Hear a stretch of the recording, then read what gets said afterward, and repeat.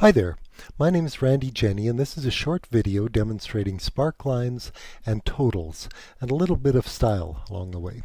So I'm going to put my cursor in K19 on the basics sheet, and I want to put a sparkline in there. So I'm going to go to the Insert tab, go to Sparklines, and select Line. So it wants a range of data for the sparkline.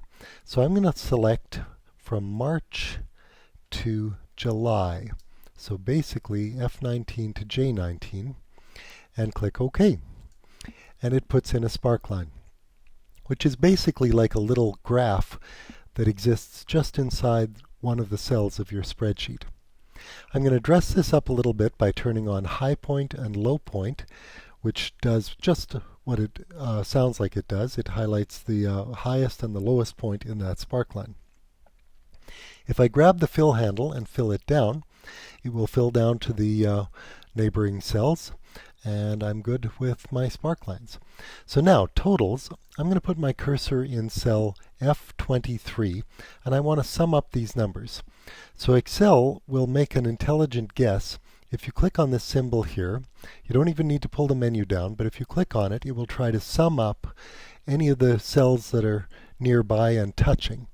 So F19 to F22 is exactly what we want. So I'm going to hit Control Enter, keeps me in the same cell. And then I can grab, I want to do a little bit of formatting here before I fill it across. So I'm going to do Cell Style and click on Total.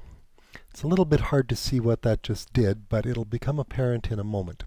So now I'm going to fill it across, so both the formula and the formatting will fill across to J23.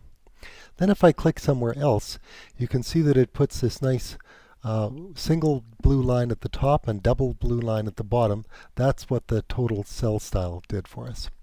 And that's it. Thanks very much.